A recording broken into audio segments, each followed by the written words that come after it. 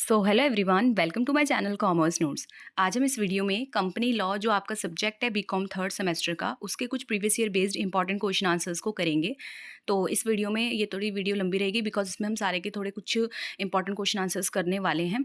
तो अगर वीडियो पसंद आएगी तो वीडियो को लाइक कर देना, चैनल पर नए हो तो सब्सक्राइब कर देना और जिन्होंने नहीं किया वो भी कर देना। और इसकी प्लेलिस्ट बन जाएगी तो वहाँ पर भी आप अपडेट्स देख सकते हैं, क्योंकि और जो वीडियोस बनेंगी वो उसी में ऐड ऑन होती रहेंगी। टेलीग्राम का लिंक हर वीडियो के डिस्क्रिप्शन में होता है, तो आप उसको ज्वाइन कर सकते हैं। कोई भी वीडियो बनती है, कोई भी अपडेट होती है, सबसे पहले उसको वहाँ शेयर कर दिया जाता है। तो ये थी कुछ इन्फॉर्मेशन। तो स्टार्ट करते हैं, जिसमें हमारा जो पहला मोस्ट इंपॉर्टेंट क्वेश्चन है जो कि मल्टीपल टाइम आपको आया हुआ है, वो है कि आपको ना बेसिकली कंपनी क्या होती है वो बताना है और उसके कैरेक्टरिस्टिक्स बताने हैं कंपनी के। ठीक है, इसी क्वेश्चन को आपको अलग अलग वे से देखो पूछा गया है। कोई पर्टिकुलर आपको 2 या 3 कैरेक्टरिस्टिक्स पूछ ले जाते हैं स्टेटमेंट के बेसिस पे और आपको एक्सप्लेन करना होता है। तो आपको यहाँ पे कंपनी एंड उसके सारे के सारे कैरेक्टरिस्टिक्स पता होनी चाहिए। और कैरेक्टरिस्टिक्स भी ये नहीं कि जस्ट पता है, डिटेल में पता होनी चाहिए। बिकॉज यहाँ पे आप फर्स्ट क्वेश्चन देख सकते हो, स्टेटमेंट बेस पे 2 या 3 क्वेश्चन आपसे कैरेक्टरिस्टिक्स पे पूछे हैं और ये 15 मार्क्स का क्वेश्चन है, तो आपको उस अकॉर्डिंग फिर लिखना भी होता है। तो इसीलिए जस्ट कैरेक्टरिस्टिक्स के नेम पता होना इज़ नॉट इनफ, आपको डिटेल में पता होना चाहिए कि उसके अंदर आप क्या क्या है। ठीक है, और आपको क्या क्या लिखना है। तो यहाँ पे ये इस वे में भी पूछा गया है, ऐसे में भी पूछा है। तो हम देखते हैं what do you mean by company और उसके कैरेक्टरिस्टिक्स बताओ डिटेल में। तो 15 मार्क्स का ये क्वेश्चन आता है, बहुत बार रिपीट हुआ है। अगर डायरेक्ट आ सकता है, 5 मार्क्स में आ सकता है, या कोई कैरेक्टरिस्टिक्स पर्टिकुलरली पूछ सकते हैं। तो उन सब का क्वेश्चन क्या है, ये उसका आंसर होने वाला है। ठीक है, तो देखते हैं हम कंपनी का मीनिंग समझेंगे, उसके बाद फिर कैरेक्टरिस्टिक्स में आएंगे। तो क्या बोल रहे हैं, a company means voluntary association of a person that comes together with a common purpose of making profit and it has a separate legal entity in the eyes of law. क्या बोल रहे हैं, एक कंपनी का मतलब voluntary association of a person, कि कुछ person ने वॉलेंट्रीली एसोसिएट किया। ठीक है, वो आए, कम टुगेदर, ठीक है, एक कॉमन पर्पस के लिए, कि वो क्या है, प्रॉफिट को मेक करेंगे। ठीक है, एंड जो कंपनी होती है उसकी सेपरेट लीगल एंटिटी होती है, किसके, in the eyes of law, law के सामने उसकी क्या है, सेपरेट लीगल एंटिटी है।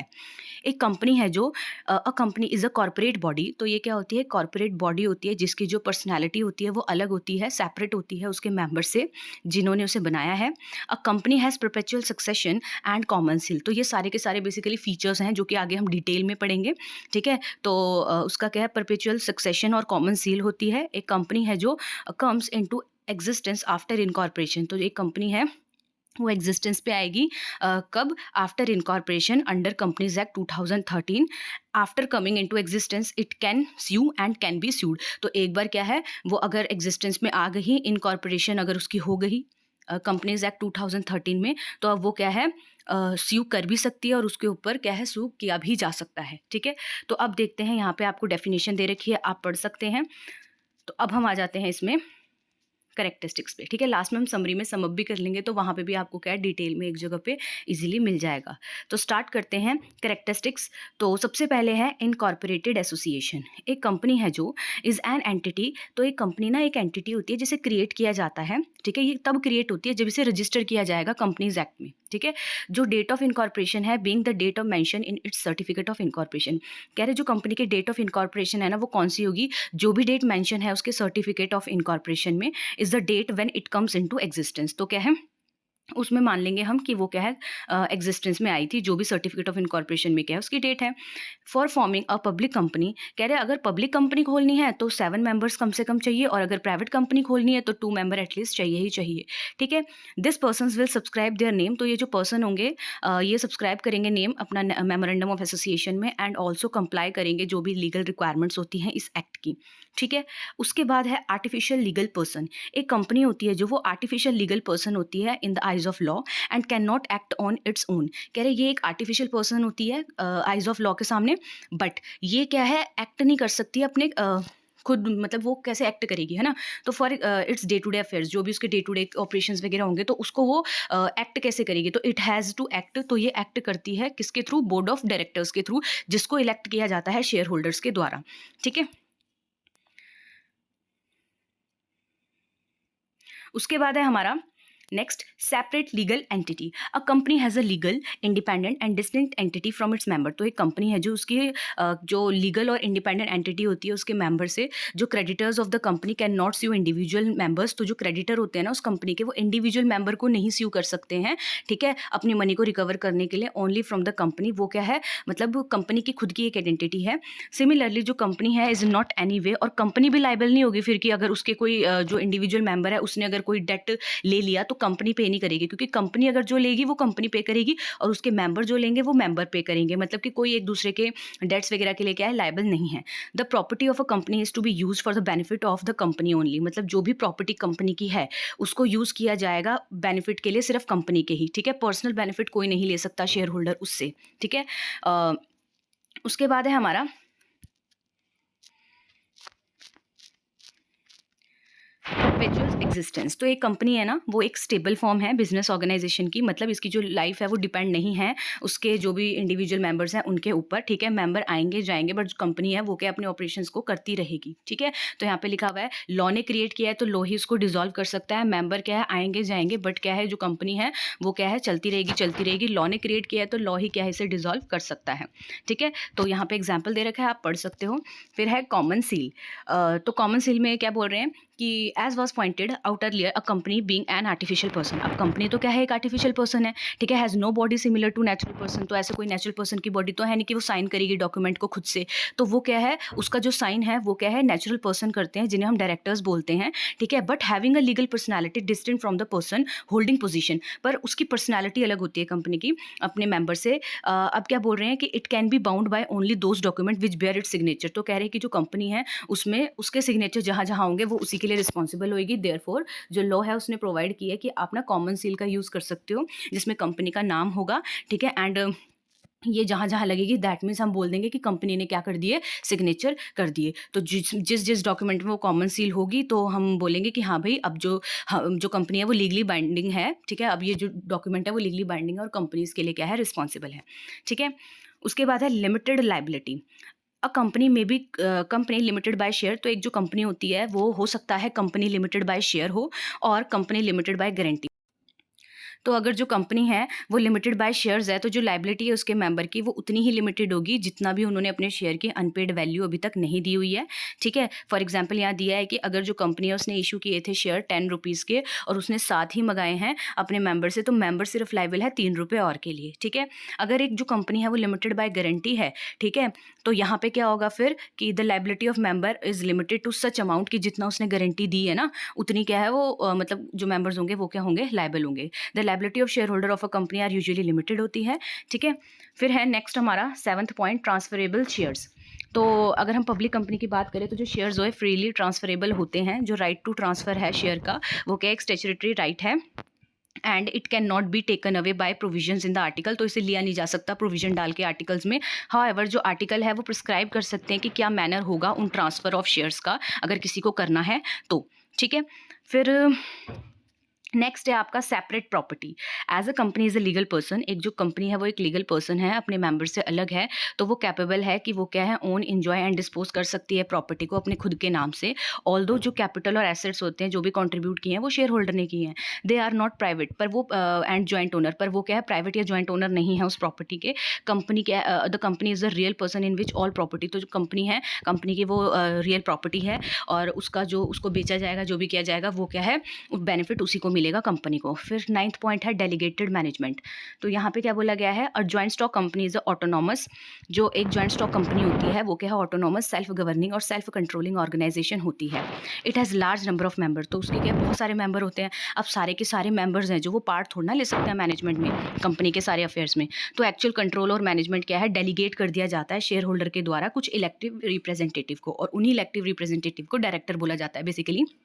सारे के सारे शेयर होल्डर कैसे डे टू डे काम करेंगे, इतने सारे मतलब मैनेजमेंट में बहुत सारे लोग होते हैं तो सारे के सारे काम नहीं कर सकते, तो वो ना कि अपनी कुछ पावर को डेलीगेट कर देते हैं, ठीक है, कुछ रिप्रेजेंटेटिव को जिनको इलेक्ट किया जाता है इनके द्वारा, और उन्हें हम डायरेक्टर्स बोलते हैं, ठीक है। वो देखते हैं day to day working company की, ठीक है। तो जो शेयर होल्डर है वो उनके पास होते हैं वोट्स वगैरह, तो वो क्या है, जो भी जनरल पॉलिसी है कंपनी की वो वही बनाते हैं। बस जो मैनेजमेंट वगैरह है वो सारी की सारी क्या है, डायरेक्टर्स देख सकते हैं, ये भी इलेक्टेड होते हैं शेयर होल्डर्स के ही द्वारा। फिर 10th पॉइंट है हमारा हमारा स्टैट्यूटरी ऑब्लिगेशन। जो कंपनी है उसे रिक्वायर्ड होता है कि वो कंप्लाई करे जो भी वेरियस स्टैट्यूटरी ऑब्लिगेशंस है, जो भी मतलब ऑब्लिगेशंस होती हैं, रूल्स रेगुलेशंस होते हैं, वो सारी की सारी फॉलो करे, चाहे वो बैलेंस शीट हो, चाहे वो मेंटेन करना हो प्रॉपर अकाउंट्स बुक्स के, एंड चाहे वो रजिस्टर्स को मेंटेन करना हो। तो मतलब सारे रूल्स रेगुलेशंस को कंपनी को क्या है, फॉलो करना पड़ता है, कंप्लाई करना पड़ता है। तो अब हम समरी देख लेते हैं कि व्हाट इज़ कंपनी। तो कंपनी क्या है? A company is a legal entity. Company एक लीगल एंटिटी है जिसे फॉर्म किया गया है बहुत सारे इंडिविजुअल्स के द्वारा, सो दैट वो कैरी आउट कर सके बिजनेस एक्टिविटीज़ को, और उनका ये एम होता है कि हम क्या है, प्रॉफिट को अर्न करें। इसे रजिस्टर करवाया जाता है कंपनी एक्ट के अंदर, ठीक है। एंड उसकी जो लीगल एंटिटी होती है वो अलग होती है, सेपरेट होती है उसके ओनर से, मेंबर से। In simple term, company is like a separate person, ठीक है, in the eyes of law. ये एक सेपरेट पर्सन है किसके लॉ के सामने, एंड उसके खुद के एसेट होते हैं, खुद एंटर हो सकती है कॉन्ट्रैक्ट में, वो स्यू भी कर सकती है किसी को, और उसके ऊपर भी स्यू किया जा सकता है, जैसे कि एक इंडिविजुअल के ऊपर किया जा सकता है। अब हमने फिर कैरेक्टरिस्टिक्स पढ़े थे, तो ये हम समरी पढ़ रहे हैं, ठीक है। तो कुछ मेन कैरेक्टर्स यहाँ पे हम देखते हैं कैरेक्टरिस्टिक्स को। तो सबसे पहले है सेपरेट लीगल एंटिटी। एक कंपनी है, उसे ट्रीट किया जाता है कि वो एक सेपरेट पर्सन है, ठीक है, एंड उसके ओनर से वो अलग है। जैसे कि एक कंपनी है, वो ओन करेगी मनी किसी की, तो वो होंगे शेयर होल्डर्स, पर क्या है, वो are not personally responsible for repaying it, तो वो मेंबर्स ही नहीं रीपे करेंगे, ठीक है। कंपनी क्या है, उनको क्या है, शेयर होल्डर्स को उनका पैसा देगी, ठीक है, क्योंकि वो दोनों अलग अलग हैं, बेशक वो ओनर ही क्यों ना हो कंपनी के। फिर है लिमिटेड लाइबिलिटी। तो जो लाइबिलिटी होती है मेंबर्स की या शेयर होल्डर्स की, वो लिमिटेड होती है to the amount they have invested in the company, जितना भी अमाउंट उन्होंने इन्वेस्ट किया है कंपनी में। एक शेयर होल्डर है, अगर उसने 10,000 इन्वेस्ट किया है, तो दे कैन नॉट तो उसका लॉस नहीं हो सकता इससे ज़्यादा, इवन अगर कंपनी है, क्या कहते हैं, उसे लॉस हो रहा है, जो भी हो रहा है। फिर है हमारा परपेचुअल सक्सेशन। तो कंपनी कंटिन्यू चलती रहती है, ठीक है, इवन जो ओनर है वो क्या है, चेंज हो जाए, बट जो कंपनी है वो क्या है, चलती रहती है, वो किसी इंडिविजुअल पर डिपेंड नहीं रहती। फिर है आर्टिफिशियल पर्सन। एक कंपनी है, वो is not a living being but it is considered a person. वो एक लिविंग बींग नहीं है, बट उसे कंसिडर किया जाता है एक पर्सन, ठीक है, लॉ के आइज़ के सामने। उसकी खुद की प्रॉपर्टी होती है, वो एम्प्लॉयज़ को हायर कर सकती है, वो कॉन्ट्रैक्ट के अंदर भी क्या है, जा सकती है।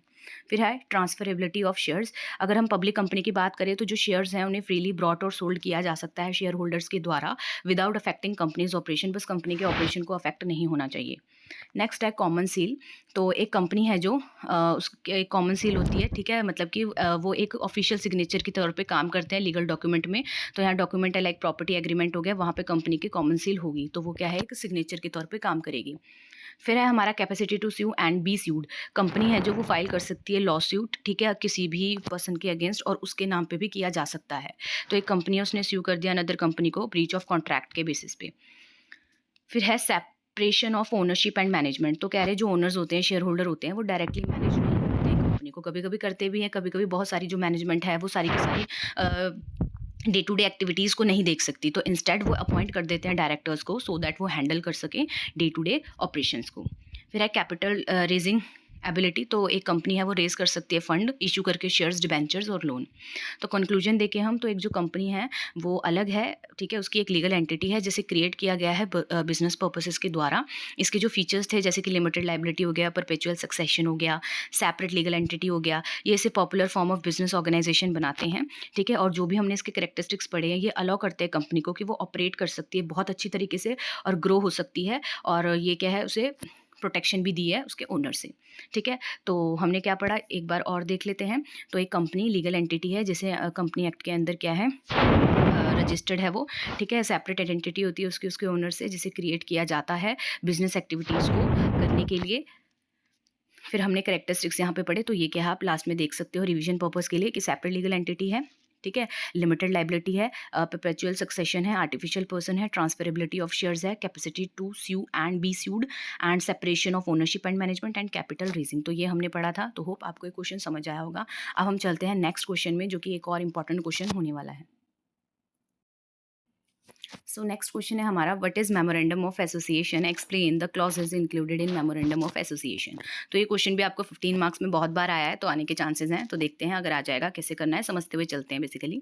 तो मेमोरेंडम ऑफ एसोसिएशन, जिसे हम MOA भी बोलते हैं, the memorandum of association is a charter document that define the constitution of a company and outline the companies structure, objective and scope of operation. कह रहे जो मेमोरेंडम ऑफ एसोसिएशन है, basically ना ये चार्टर डॉक्यूमेंट है एक company का, जो बताता है कंपनी का स्ट्रक्चर क्या होगा, इसका ऑब्जेक्टिव क्या है, इसका स्कोप ऑफ ऑपरेशन क्या है, कहाँ किस स्कोप तक ये ऑपरेशन कर सकती है, ठीक है। तो ये क्या है, बोल रहे हैं कि ये आपको इनकॉर्पोरेशन के टाइम पे कंपनी को क्या है, एमओए बनाना ही होता है, ठीक है। फिर है जो एमओए है, ये एक्ट करता है, कंपनी के फाउंडेशनल डॉक्यूमेंट होता है ये एक, ठीक है। एंड कोई भी एक्टिविटी जो की जा रही है कंपनी के द्वारा, वो क्या है, मतलब कि फॉल होनी ही चाहिए विद इन द पावर, जो भी एमओए के अंदर है, उस मतलब एमओए के अंदर जो भी लिखा है उसके अंदर आनी ही चाहिए आपकी जो भी एक्टिविटी आप कर रहे हो, मतलब कंपनी जो कर रही है बेसिकली।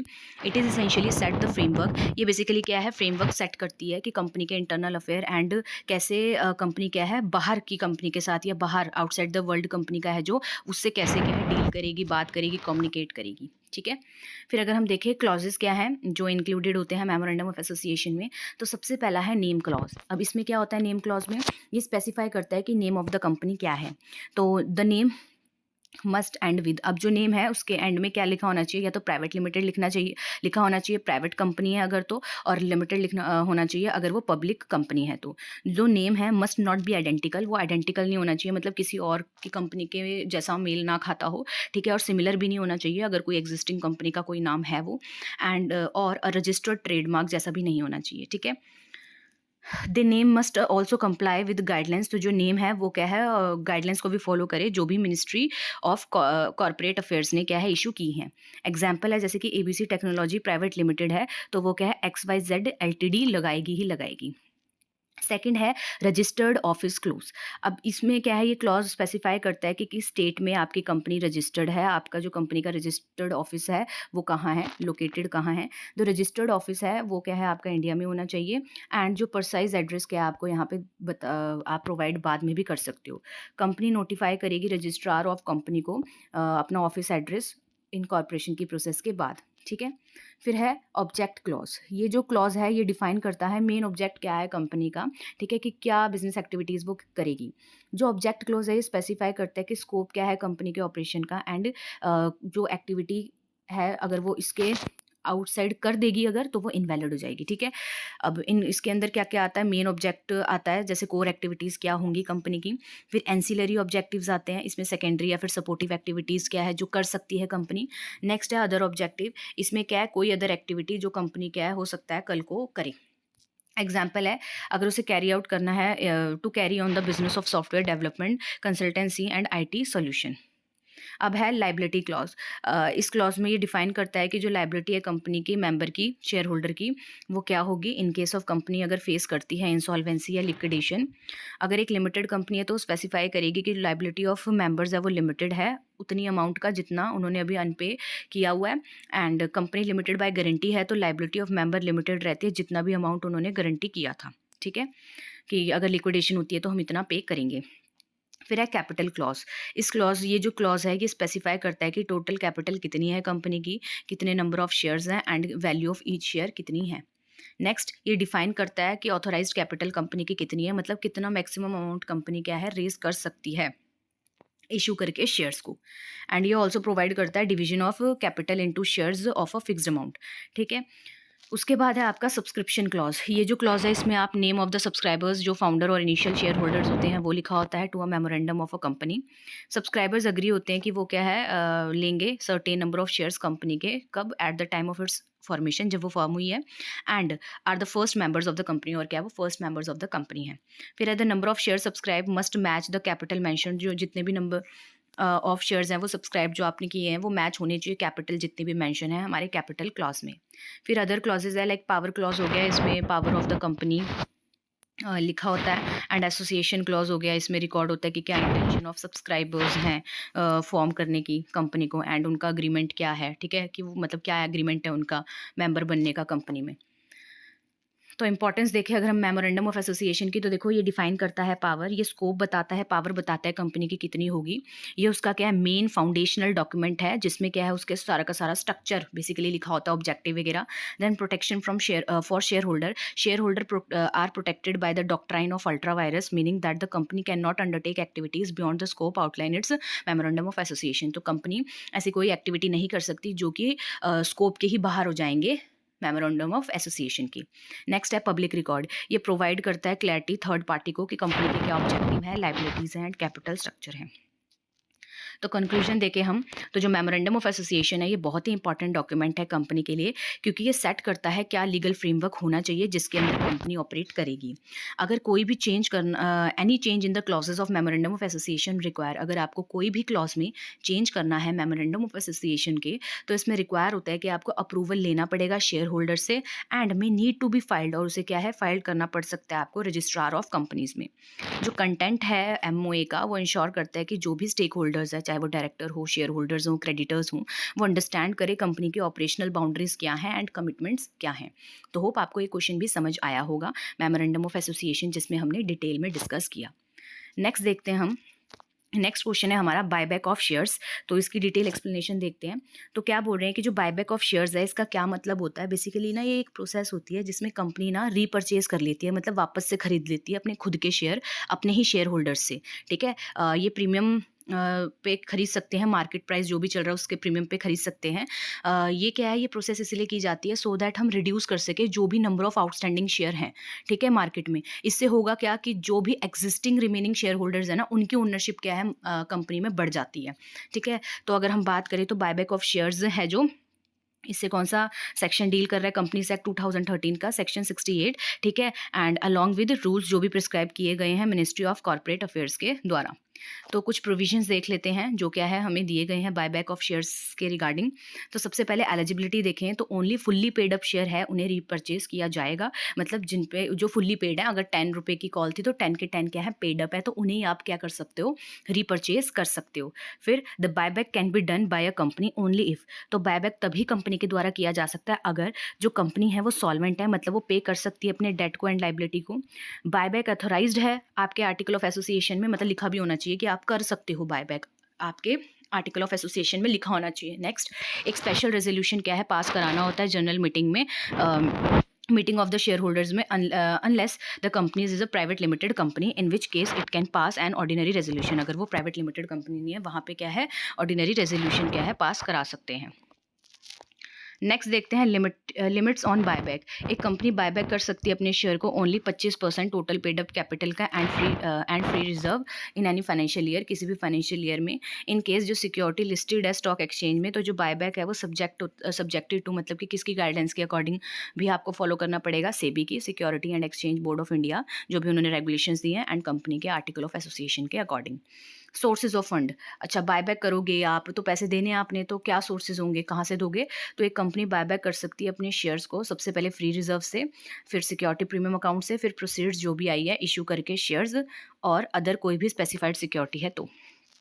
प्रोसीजर देखें अगर हम, तो बोर्ड की अप्रूवल चाहिए होती है। बायबैक क्या है अप्रूव्ड करा होना चाहिए बोर्ड ऑफ डायरेक्टर के द्वारा, जो भी बोर्ड रेजोल्यूशन में आपने पास किया है। स्पेशल रेजोल्यूशन पास करना है शेयर होल्डर के द्वारा जनरल मीटिंग में, अनलेस ये अगर वो प्राइवेट कंपनी ना हो, क्योंकि फिर हमने प्राइवेट कंपनी में क्या देखा था कि वहाँ पे क्या है, आप यहाँ लिखा है कि अनलेस जो कंपनी अगर वो प्राइवेट लिमिटेड कंपनी है, जहाँ पे कुछ केसेस में क्या है ऑर्डिनरी रेजोल्यूशन भी पास कर सकते हैं। ठीक है, उसके बाद है आपका पब्लिक अनाउंसमेंट। अगर आप बायबैक कर रहे हो तो अगर वो लिस्टेड कंपनी है तो पब्लिक अनाउंसमेंट क्या है होनी ही होनी है। फिर offer to shareholders, company क्या है must make a public offer और private offer to the shareholders subject to certain conditions to buy back the shares. Company क्या है फाइनली पब्लिक ऑफर या प्राइवेट ऑफर करेगी अपने share holders को, and जो भी कंडीशंस के साथ। फिर है filing with registrar after the buyback. एक बार अगर आपने बायबैक कर दिया तो जो कंपनी है वो फाइल करेगी जो भी रेलिवेंट डॉक्यूमेंट होते हैं, कहाँ पे, रजिस्ट्रार ऑफ कंपनी के पास। Debt restriction, company can not undertake buyback if it is in a default of repaying any debt. तो कंपनी तब बायबैक नहीं कर सकती जब क्या है उसने रिपे ही नहीं किया, उसके डेट वो ही नहीं कर रही है, अपने डेट ही पे नहीं कर रही है, ड्यूज़ अगर कोई है उसके चढ़े हुए। ठीक है, तो यहाँ पे वो नहीं कर सकती है, चाहे वो इंटरेस्ट ऑन लोन की ही पेमेंट क्यों ना हो। फिर है इम्पैक्ट ऑन कैपिटल स्ट्रक्चर, कह रहे अगर बायबैक कर लोगे तो इसका क्या इम्पैक्ट पड़ता है आपके कैपिटल स्ट्रक्चर में। तो reduction in share capital, obvious ही बात है शेयर कैपिटल की क्या हो जाएगी, रिडक्शन हो जाएगी, क्योंकि आपने अपने शेयर्स को क्या कर लिया है, रीपरचेज कर लिया, बायबैक कर लिया है। ठीक है, तो देख सबसे पहला है जो कंपनी है वो क्या क्रिएट करेगी, must create a capital redemption reserve, जिसे हम CRR कहते हैं, इक्वल किसके इक्वल, जो भी नॉमिनल वैल्यू है शेयर की जो भी रीपरचेज की है, अगर बायबैक क्या है is from free reserve, from the free reserve, अगर फ्री रिजर्व से किया है तो। फिर है इनहांस्ड अर्निंग पर शेयर, जो अर्निंग पर शेयर है मतलब एग्जिस्टिंग शेयर होल्डर है जो, उनका जो अर्निंग है वो बढ़ जाएगी अब। ठीक है, क्योंकि उनकी ओनरशिप क्या है बढ़ चुकी है। फिर बायबैक एंड स्टॉक मार्केट, कह रहे हैं अगर जो शेयर है वो लिस्टेड है स्टॉक एक्सचेंज में, तो जो बायबैक है उसको शुड फॉलो, मतलब उसे फॉलो करना पड़ेगा सेबी के जो भी बायबैक रेगुलेशंस हैं, ठीक है। ये रेगुलेशंस इंश्योर करते हैं कि जो भी बायबैक की प्रोसेस है वो ट्रांसपेरेंट है, फेयर है एंड कंप्लाई कर रही है गाइडलाइंस को, जो भी गाइडलाइंस थी, ठीक है। तो ऑब्जेक्टिव्स क्या होते हैं बेसिकली बायबैक ऑफ शेयर करने के? इन्हांस शेयर होल्डर वैल्यू, कह रहे जो जब हम रिड्यूस करते हैं नंबर ऑफ आउटस्टैंडिंग शेयर को, तो जो बायबैक है इंक्रीज करता है अर्निंग पर शेयर को, जिससे इंप्रूव होती है मार्केट में परसेप्शन आपकी कंपनी की फाइनेंशियल हेल्थ के बारे में।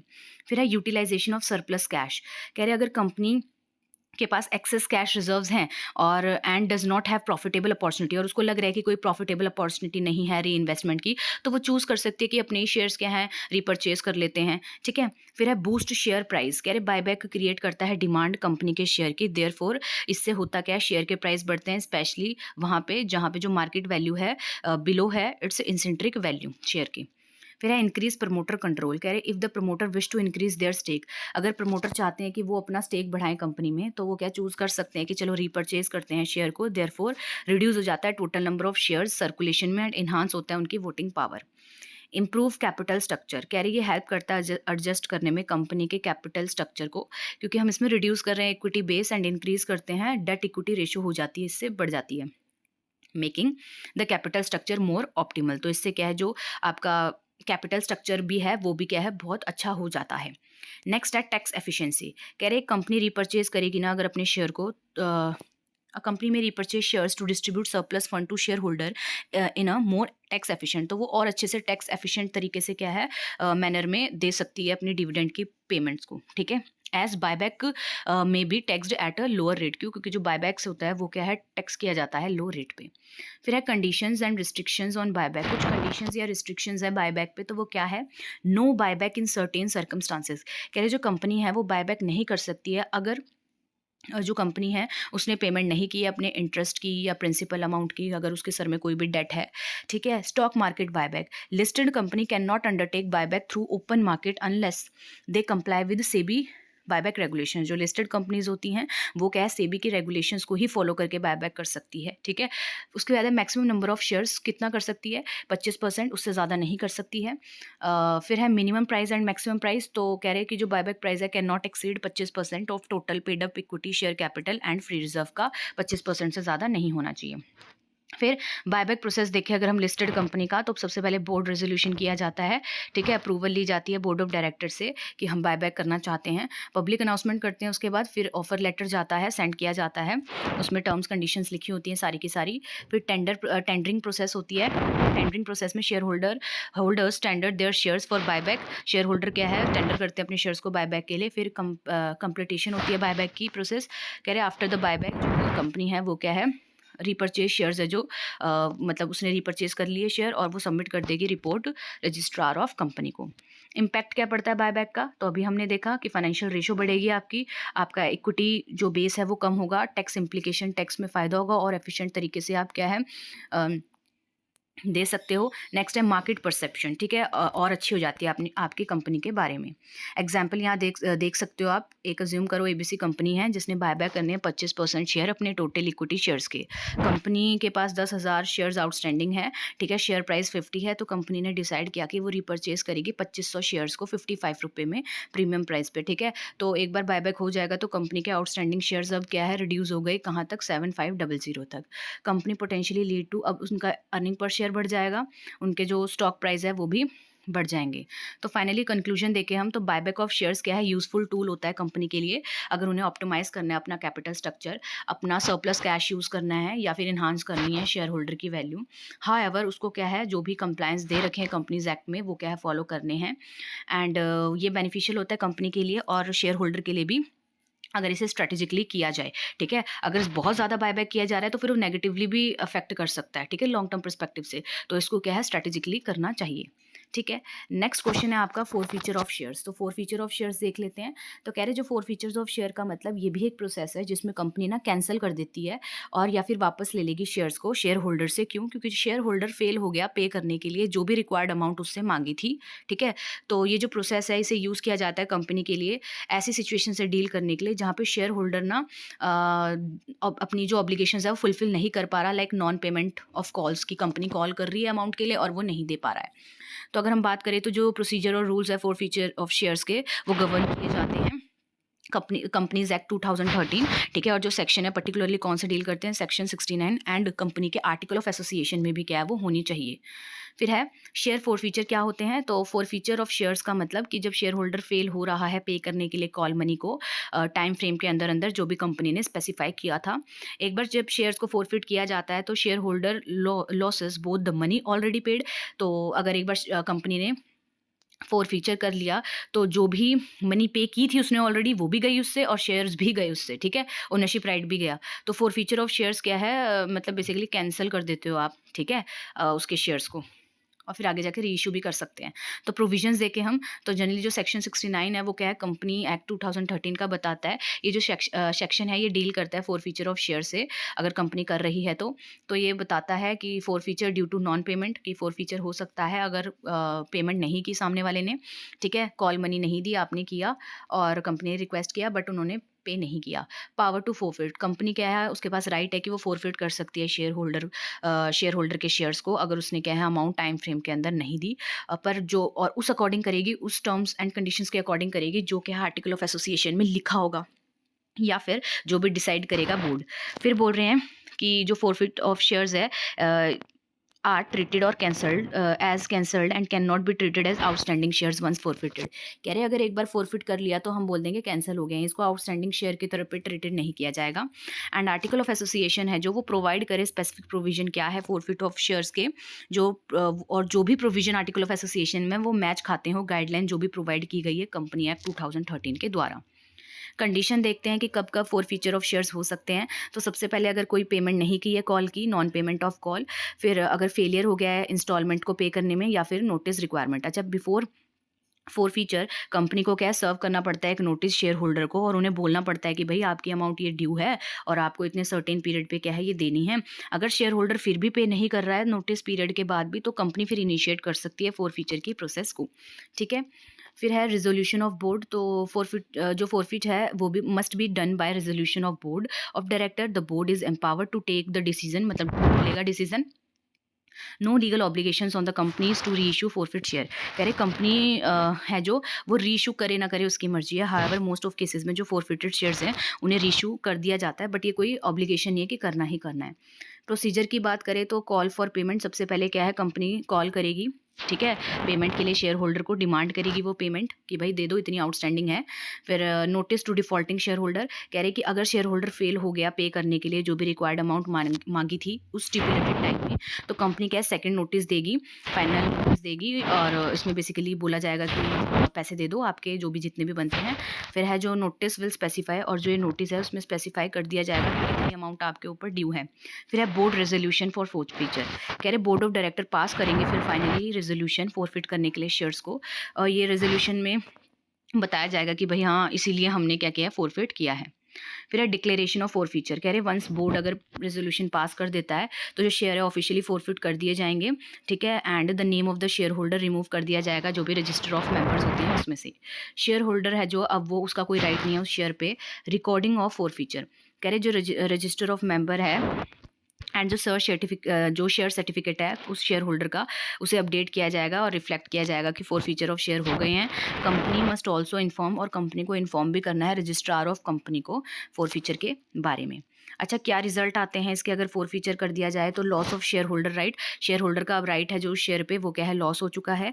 रिफंड ऑफ पेड अमाउंट, कह रहे इन जनरल जो share holder does not receive a refund, वैसे तो रिसीव नहीं करता है अब रिफंड कोई भी अमाउंट ऑलरेडी अगर उसने पे की है शेयर्स के रिगार्डिंग, अनलेस अदरवाइज अगर स्पेसिफाइड है आर्टिकल्स में तो फिर क्या ऐसी चीज़ हो सकती है। तो ये हमने यहाँ पे पढ़ लिया रीज़न क्या होते हैं फॉरफीचर ऑफ शेयर्स के, नॉन पेमेंट की है अगर कोई कंप्लाई नहीं किया है, ठीक है।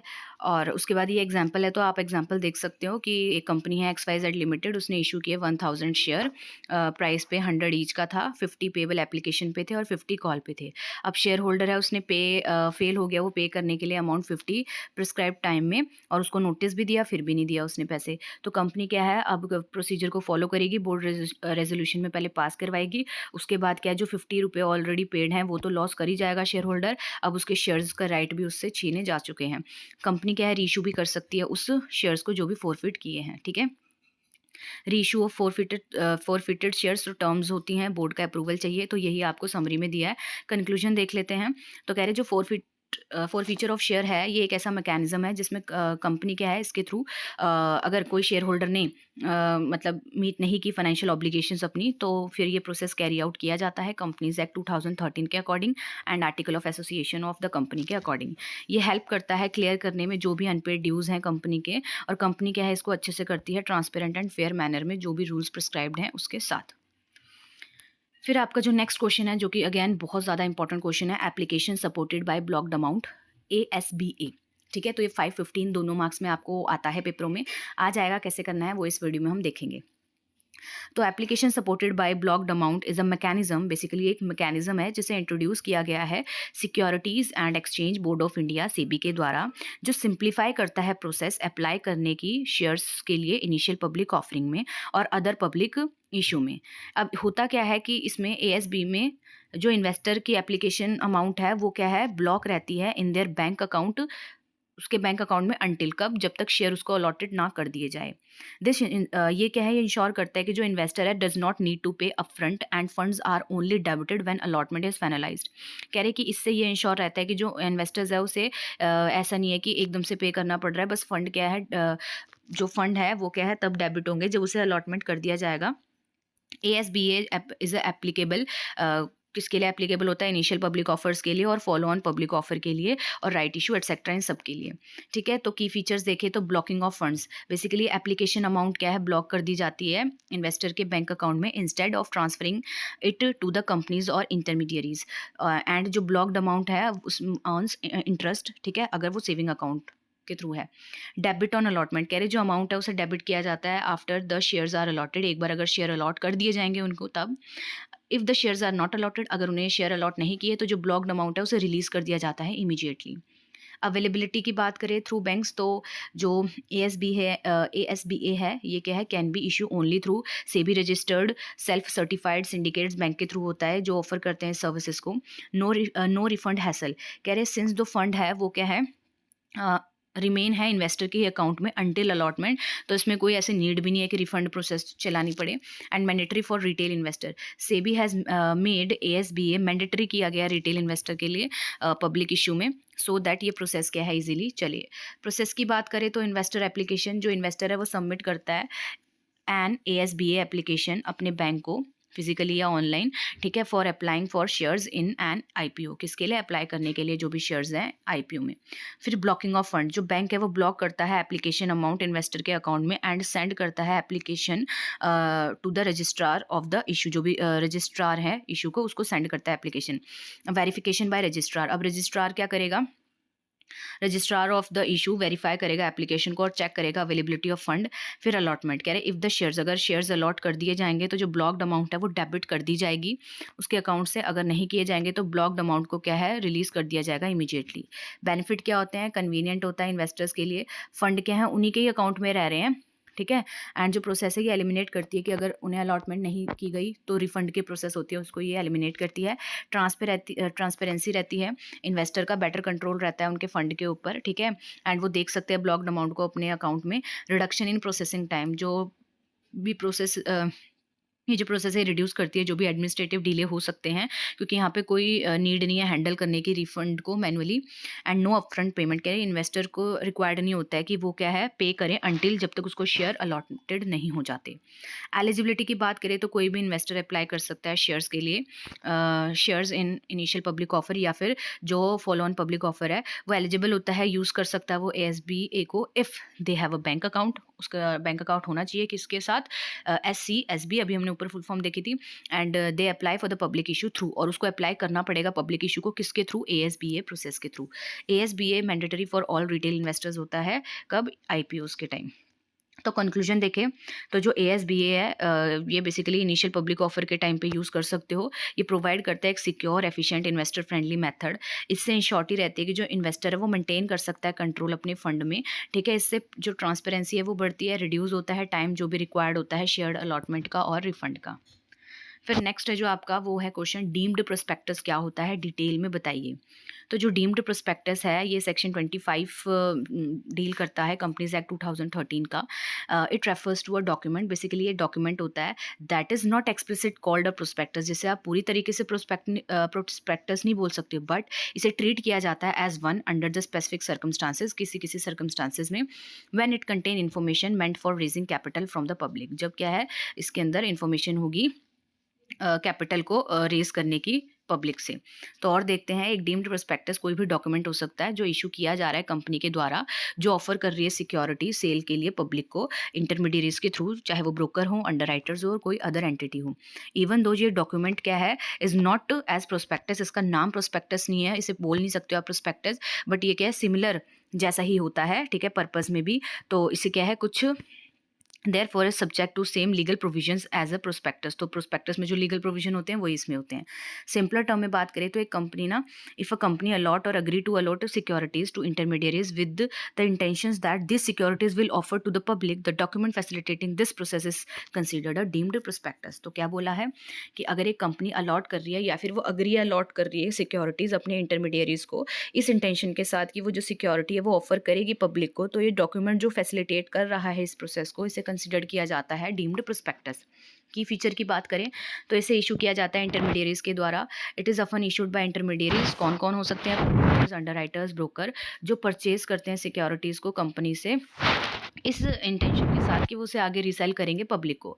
फिर है पर्पस, कह रहे हैं लाइक रेगुलर प्रोस्पेक्टस, जो जैसे रेगुलर प्रोस्पेक्टस क्या है, इन्फॉर्मेशन प्रोवाइड करता है, ये भी क्या है इन्फॉर्मेशन प्रोवाइड करता है कंपनी के बारे में, सिक्योरिटीज़ के बारे में, सो दैट हेल्प हो पोटेंशियल इन्वेस्टर्स की डिसीजन लेने में। नेक्स्ट है एप्लीकेशन ऑफ प्रोस्पेक्टस रूल, तो ऑल रूल्स रेगुलेशंस अप्लाई हो जाते हैं प्रोस्पेक्टस के इसके अंदर, ठीक है। डीम्ड प्रोस्पेक्टस में भी पब्लिक ऑफर इन्वॉल्व, कह रहे document the document is deemed a prospectus only अगर if it is related to public offer, अगर वो पब्लिक ऑफर से ही रिलेटेड है सिक्योरिटी के, and not a private placement, private placement से रिलेटेड नहीं होना चाहिए। नेक्स्ट है कंडीशंस क्या है डीम्ड प्रोस्पेक्टस की, कह रहे एक डॉक्यूमेंट है उसे ट्रीट किया जाएगा डीम्ड प्रोस्पेक्टस कुछ फॉलोइंग कंडीशंस में, अगर ये मेट हो जाती हैं तब।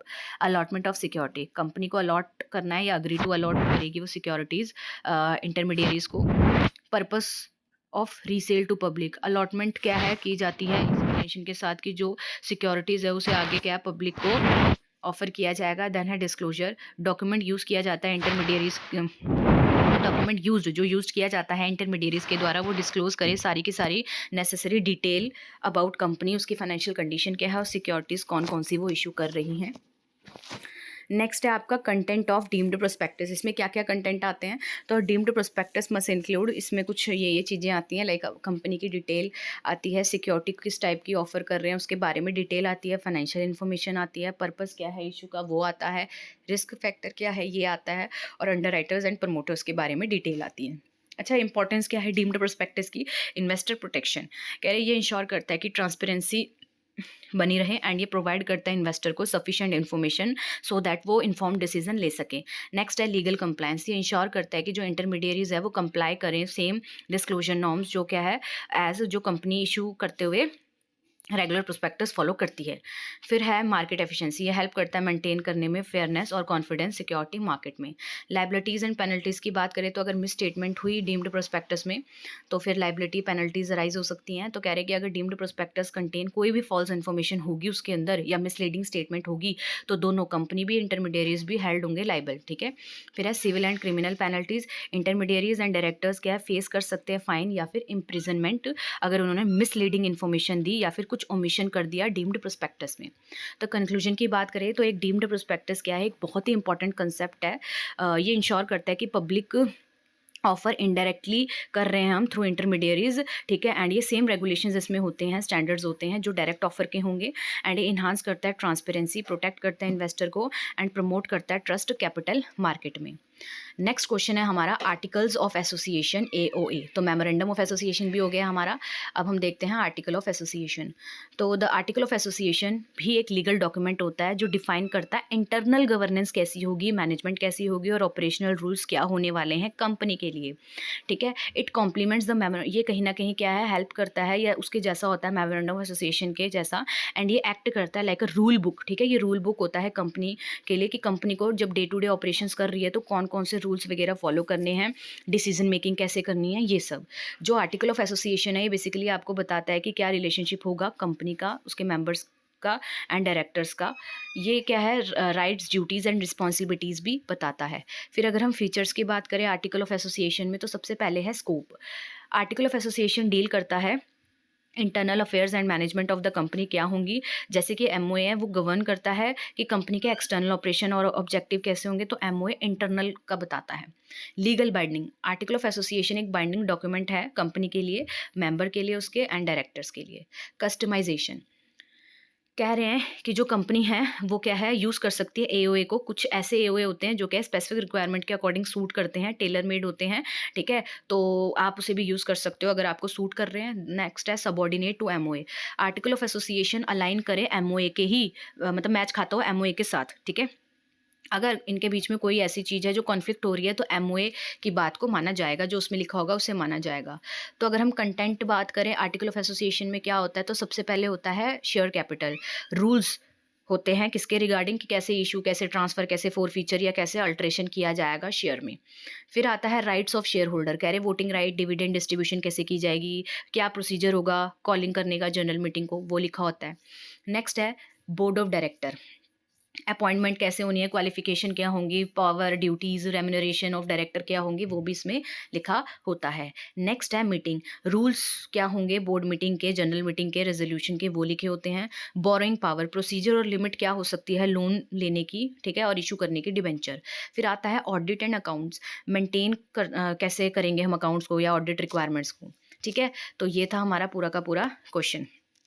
फिर इसके अंदर आएगा वाइंडिंग अप, प्रोसीजर क्या होने वाला है वाइंडिंग अप का। ठीक है, अगर कंपनी को वाइंड अप करना है तो क्या प्रोसीजर फॉलो करेगी वो। डिस्प्यूट रेजोल्यूशन, कह रहे हैं ये मैकेनिज्म भी बताता है कि किस मैनर में आप रिजॉल्व करोगे, ठीक है, सॉर्ट आउट करोगे कॉन्फ्लिक्ट को अगर मेंबर के बीच में हो जाते हैं या मेंबर और कंपनी के बीच में हो जाते हैं। अच्छा, इंपॉर्टेंस की बात करें, आर्टिकल ऑफ एसोसिएशन की इंपॉर्टेंस देखें तो फ्रेमवर्क है ये मैनेजमेंट के लिए। ठीक है, ये क्लियर गाइडलाइंस प्रोवाइड करता है आपको कि कैसे आपको चलना है। रेगुलेट मेंबर कंपनी रिलेशन, ये डिफाइन करता है क्या राइट्स, ड्यूटीज़, लाइबिलिटीज़ होंगी मेंबर और डायरेक्टर की। कंप्लायंस एंड गवर्नेंस, ये इंश्योर करता है कंप्लाई करो जो भी रिक्वायरमेंट है। ठीक है, एंड कॉर्पोरेट गवर्नेंस को क्या है अच्छे से फॉलो करो। फ्लेक्सिबिलिटी, अलो कंपनीज, ये अलो करता है कंपनी को कि कुछ कस्टमाइज रूल होते हैं जो सूट कर सकते हैं यूनिक नीड्स को, तो while stay with in legal boundary के अंदर। ठीक है, तो ये था हमारा पूरा का पूरा जिसमें हमने क्या है कुछ इंपॉर्टेंट क्वेश्चन आंसर्स करे। तो होप आपने पूरी की पूरी वीडियो देखी होगी। अगर पूरी वीडियो देखी है, समझ आया है, तो वीडियो को लाइक कर देना, अपना फीडबैक भी देते हुए जाना। एंड अगर आपको कोई क्वेश्चन चाहिए तो आप कमेंट में लिख सकते हैं। और हमने इससे पहले भी वीडियोज़ किए हैं तो प्लेलिस्ट बन गई होगी, आप वहाँ जाके देख सकते हैं। टेलीग्राम को भी ज्वाइन कर लेना वहाँ, और अगर वीडियोज़ आएंगी तो वो वहाँ पे शेयर कर दिया जाएगा। कि क्या होता है रेड हेरिंग प्रोस्पेक्टस। ठीक है, तो क्वेश्चन क्या है हमारा, रेड हेरिंग प्रोस्पेक्टस। तो क्या होता है ये, वो इस वीडियो में हम समझेंगे। इससे पहले हमने ऑलरेडी क्वेश्चन किए हैं कंपनी लॉ के, आपने नहीं देखे तो इसी वीडियो के डिस्क्रिप्शन में आपको प्लेलिस्ट का लिंक मिल जाएगा। आप वहाँ पे क्या है जाके देख सकते हैं। टेलीग्राम का लिंक भी होता है, उससे जुड़ सकते हैं, क्योंकि कोई भी वीडियो बनती है सबसे पहले उसको वहाँ सेंड कर दिया जाता है। अगर आपका कोई क्वेश्चन है इस सब्जेक्ट से रिलेटेड जो कि प्रीवियस ईयर बेस्ड है, तो आप इस वीडियो के डिस्क्रिप्शन में इस वीडियो के कमेंट में उसे लिख सकते हो। एंड वीडियो कैसी लगी वो भी आप वीडियो के कमेंट बॉक्स में लिख सकते हो। ओके, सो क्या बोला है, a red herring prospectus is preliminary prospectus filed by a company with Security and Exchange Board of India before an initial public offer। तो सबसे पहले तो ये बोला कि जो रेड हेरिंग प्रोस्पेक्टस होता है, इसको सबसे पहले ये वो प्रोस्पेक्टस है जिसे क्या है फाइल करवाना होता है कंपनी को security exchange board of India के पास इनिशियल पब्लिक ऑफरिंग से पहले। अब इसमें होता क्या है, बेसिकली ये प्रोवाइड करता है सारी की सारी एसेंशियल डिटेल्स कंपनी के बारे में, ठीक है, एंड इशू के बारे में। बट यहाँ पे आपको फाइनल इन्फॉर्मेशन नहीं दी जाती है, लाइक प्राइस क्या होगा सिक्योरिटी का एंड कितनी नंबर ऑफ शेयर्स को क्या है हम ऑफर करने वाले हैं। ठीक है, और समझते हैं क्या बोला है। तो रेड हेरिंग प्रोस्पेक्टस क्या है, एक ऐसा डॉक्यूमेंट है जिसे इशू किया जाता है कंपनी के द्वारा। कब, ड्यूरिंग पब्लिक ऑफरिंग। जो प्रोवाइड करता है डिटेल अबाउट बिजनेस के बारे में एंड सिक्योरिटीज जो वो ऑफर कर रहा है, बट एक्सक्लूड किया जाता है इसमें final price and number of securities. ठीक है, इसका जो प्राइमरली इसे यूज किया जाता है कब, बुक बिल्डिंग प्रोसेस में, सो दैट हम असेस कर सके कि इन्वेस्टर का क्या इंटरेस्ट है, वो क्या चाहते हैं, वो कितने नंबर ऑफ शेयर्स डिमांड कर रहे हैं एंड किस प्राइस पे डिमांड कर रहे हैं। ये जानने के लिए क्या है कंपनी से यूज करती है। ये भी एक प्रोस्पेक्टस है जिसे सेबी के साथ आपको क्या है फाइल करवाना पड़ता है, बट इसमें आप सारी इन्फॉर्मेशन देते हो अपने बिजनेस के बारे में, सब चीज़ के बारे में, एंड बट इसमें क्या है आप कितने नंबर ऑफ शेयर्स को इशू कर रहे हो एंड किस प्राइस पे कर रहे हो वो अभी नहीं बताया जाता। ठीक है, red herring prospectus is a draft document. ये क्या है, एक ड्राफ्ट डॉक्यूमेंट है जो कंपनी यूज करती है शेयर करने के लिए इन्फॉर्मेशन अपने बिजनेस के बारे में, अपने प्लान्स के बारे में, कि वो मनी क्यों ले रही है पब्लिक ऑफरिंग के through. It does not include, but वो यहाँ पे ये नहीं बताएगी कि क्या फाइनल प्राइस होने वाला है या एग्जैक्ट नंबर ऑफ शेयर कितने होने वाले हैं जो वो इशू करेगी, जो वो सोल्ड करेगी।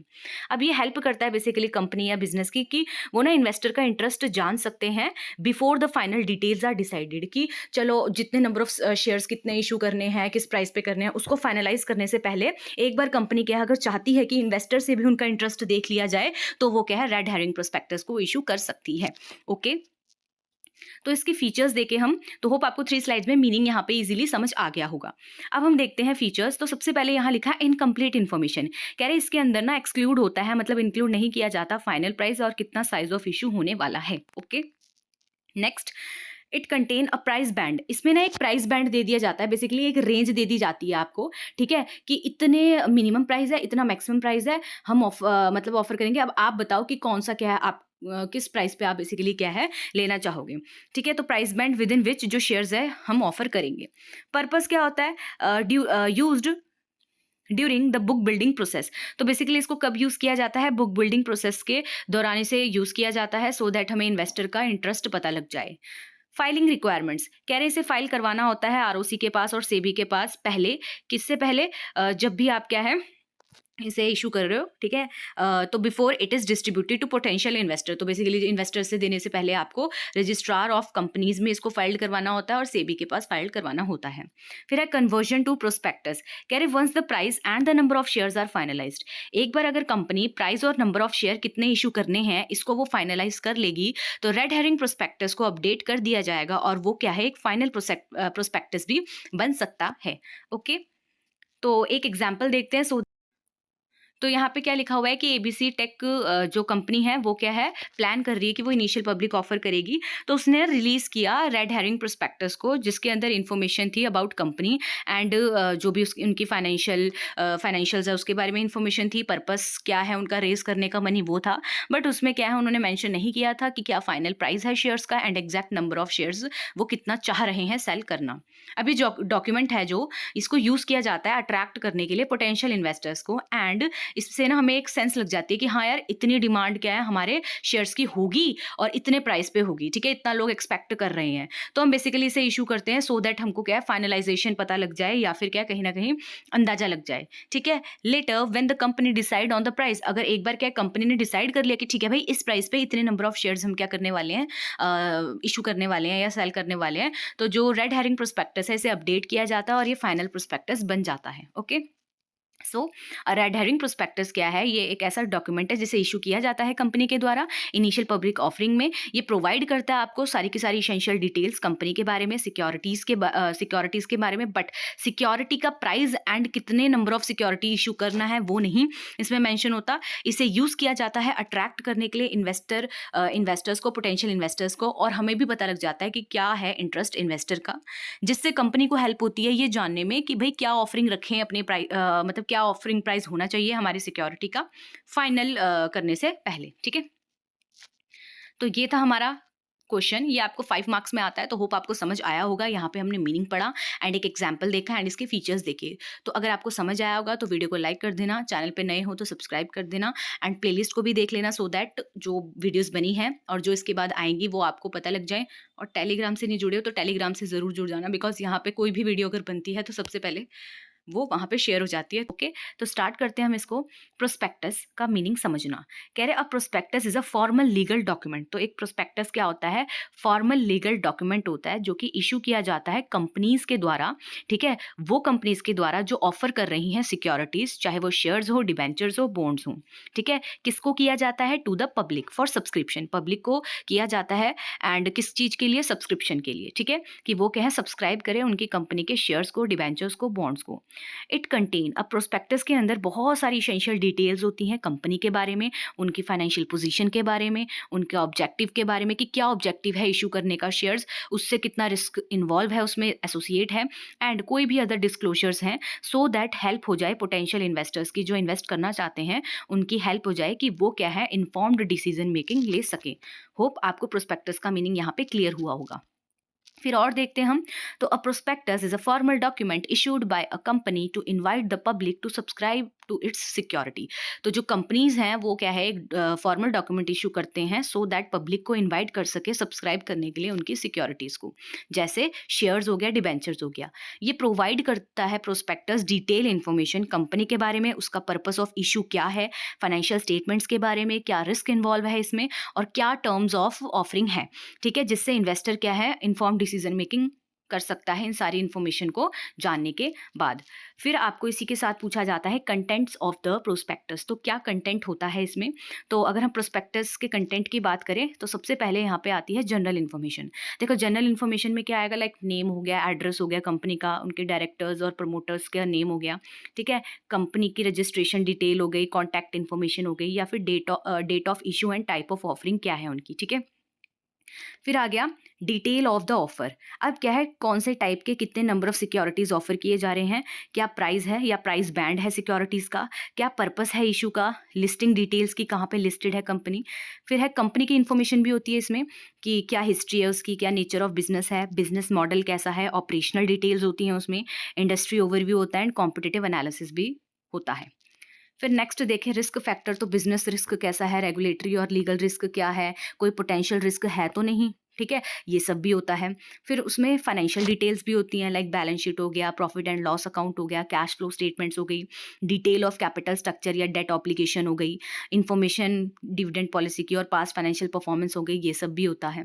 Promoters and management details, background of promoters और डायरेक्टर्स भी होता है, ठीक है, उनकी share holding pattern and contribution क्या है वो भी होता है, जो की मैनेजरियल पर्सनल हैं उनकी क्वालिफिकेशन क्या है।